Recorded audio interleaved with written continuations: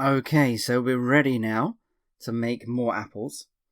And now we're getting a little bit more complicated maybe with some of the code. So just what I'm going to do now is what we want is a way to keep doing this every time we've collected an apple. And at the moment, this will just happen once. The code runs and it makes a player, it makes an apple. It's looking out for any collisions. It's looking out for pressing the keys. And that's it. It's not going to keep going back and adding apples unless we have some system that tells it how to do that. And this is where we're going to use something called a function. So a function is a block of code, a whole load of code that we can keep reusing whenever we need it. So I'm going to call this make apple, and the function has these brackets, kind of like we've seen down here. And this one, not going to have an arrow, just going to have these curly brackets. So this is a very basic way of writing a function. You'll see I've used lowercase letter here and an uppercase letter there. We can't have any spaces in the name, and if that's lowercase, it's hard to recognize what the word is. Quick glance, you may not be able to read that as make apple, so we use uppercase for new words so we can easily read it. So we've got this function called make apple, and in this function, I actually want to do this. So I'm going to cut it with Control X, and then I'm going to paste it into here. So I'm just going to try and be a bit neat. I'm going to indent things a little bit. We have get rid of this. So this is a comment. These two slashes here means this is not code for the computer. This is a comment or something for a human to read. So this is a way of organizing your code. So here I might want to make a note that this is the code to make new apples. And if I didn't have this, then the computer would be thinking this is some kind of code, and this is not code at all. This is just an English sentence. So I use these two slashes there, and you see it's very faint. So this is for you as the programmer, or if you were working with other programmers, some notes in your code to tell people what the code does. You might think, well, if they're programmers, they should know what the code does, but sometimes it's not always that easy. And this is a nice way of helping out anyone you're working with or anyone you're sharing the code with. So we've got our function called make apple, and at the moment it's kind of just doing the same as before. So it's adding in this sprite at this position.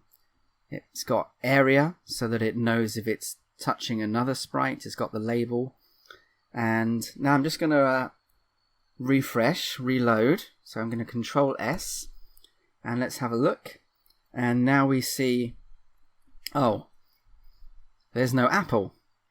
Why is there no apple? I've got my apple code here, but the difference is we've put it inside a function, and this function will not happen unless you tell it to. So you have to call the function, which is saying, hey, I want this thing to happen. Because at the moment, the computer knows it's there, but it's not going to do it until you tell it. So to do that, it's very simple. I simply type the function name, make apple, with the brackets on the end. Now, if I reload, there's the apple. So it gets to here, it kind of puts this in memory, says, okay, I know what you mean by make apple, and then when I do this, it actually runs the code inside the function. So you can't just write a function and expect it to happen. unless you actually call the function. You give the function name and say, yes, I want this function to happen now. So, what does this mean? Well, if I get to my collide code and I destroy the apple and my score goes up by 1, and then I want another apple, well, what about if I call the function to make another apple? So this time I call it the first time the game runs and we get our first apple. Then when I collect it, I'll call it again so that we get another apple. So let me save, refresh. Oh, I still forgot to click over into the game window. So I come up here to collect it and something weird is happening. The apple's not going, but my score is going crazy. I move away, the score stops moving. So what's going on? Well, what's happening is I'm colliding with this food and it's being destroyed and my score is going up and then another one is being made, and because I'm already here, my score is going up and these are being made and destroyed so fast that we can't even see it happening. And the problem is that every time we make an apple, it's in the same position. So as soon as I destroy the apple, I'm making a new one in the same position, and because it's in the same position, that means I'm already colliding with it. So my score's going up, it's being destroyed, and we're kind of in a big loop here of destroying and making apples and the score going up. So what we really want is that every time we make a new apple, it appears in a new place on the screen. So that's what we're going to actually do next. So, to do that, we have to come up to our make apple function, and we have to deal with this issue. The fact that we've got our X and Y position as 80 and 100. This has to change every time. And to do that, just putting some space in to make it easy to see, we are going to have an X variable, and I'm going to say let X. So this is another way of making a variable in JavaScript. So I'm going to say let X equal, and we want to pick a random number.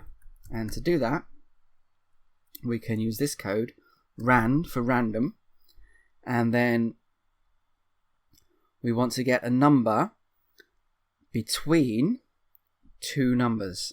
So I'm going to put something like between 20 and 450. So don't get confused. This is not like an X and Y position. This means give me a random number from 20 up to 450. So it could be 20, 21, 22, 100, 200, 237, 413. But you're not going to get 0, and you're not going to get 500. So these numbers I have picked because I want to keep it on the screen. If we go to 0, then the apple is kind of right on the edge. And if we go too big, it will be off the screen. So you can change these numbers, but if you go too big, the apple will appear off the screen and you won't be able to collect it. So X will be a random number between these. And next we need Y. And again, we want a random number. And again, I'm going to start at 20. So 20 is kind of down a bit from the top. And the screen is not as tall as it is wide. So I don't want to go to 450 because that might be down here. I think I experimented before and 270 was okay. But you can experiment with these numbers yourself. So now I'm getting two random numbers, X and Y. Doesn't have to be called X and Y. It could be called anything. Almost anything, as long as you're not using another special coding word. So I couldn't call this thing function, because function is a special word for JavaScript. So I can call it something that's not something special for JavaScript. So I could call it first and second, like the first number and the second number. But I'm going to call it X and Y because it's for the X position and the Y position.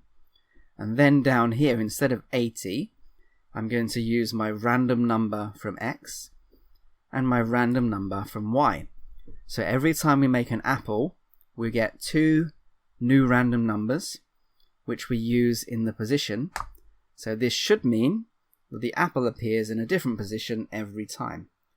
So going to reload, and already we see the apple is now somewhere else when we start off. So I'm going to go over and collect it. And every time I collect it, you can see it's moving to a new position on the screen, and it's now starting to look a lot more like a game. But at the moment, this game has no end. You just collect and collect, and again, pretty boring because there's no challenge. So the next thing we want to do is add in a time limit and a countdown so that we have to collect as many as possible within 10 seconds or 20 seconds, whatever it is you want.